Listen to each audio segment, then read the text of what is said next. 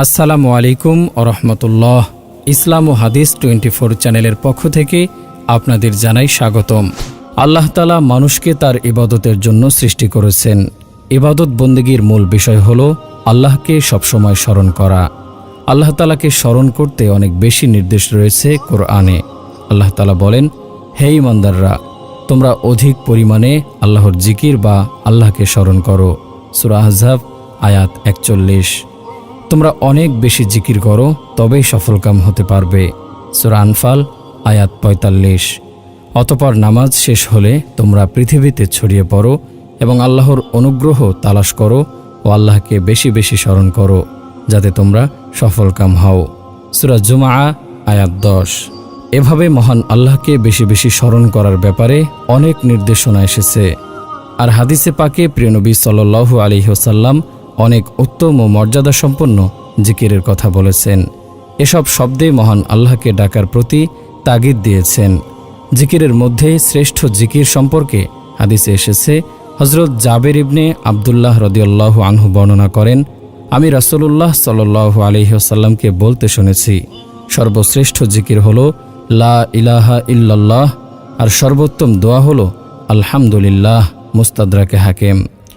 সর্বোত্তম জিকির সম্পর্কে হাদিসের অন্য বর্ণনা এসেছে, হযরত আবু সাঈদ খুদরি রাদিয়াল্লাহু আনহু বর্ণনা করেন, রাসূলুল্লাহ সাল্লাল্লাহু আলাইহি ওয়াসাল্লাম বলেছেন, মূসা আলাইহিস সালাম একবার আল্লাহর কাছে আরজ করেন, হে আল্লাহ, আপনি আমাকে এমন একটি দোয়া শিখিয়ে দিন যার মাধ্যমে আমি আপনার জিকির করব এবং আপনার কাছে প্রার্থনা করব। আল্লাহ রাব্বুল আলামিন বললেন, হে মূসা, তুমি বলো লা ইলাহা ইল্লাল্লাহ। হযরত মূসা আলাইহিস সালাম বললেন, হে আল্লাহ, আপনার সব বান্দাই তো এই জিকির করে। আল্লাহ রাব্বুল আলামিন বললেন, তুমি বলো লা ইলাহা ইল্লাল্লাহ।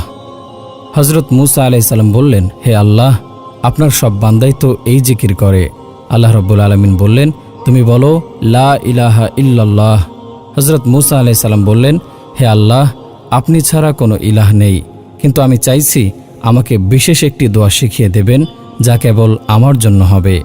আল্লাহ রাব্বুল আলামিন বললেন, হে মূসা, আমি ছাড়া 7 আসমান 7 জমিন ও তার মাঝে যা রয়েছে সব কিছু যদি এক পাল্লায় থাকে আর লা ইলাহা ইল্লাল্লাহ অপর পাল্লায় থাকে, তাহলে লা ইলাহা ইল্লাল্লাহ এর পাল্লা ভারী হবে।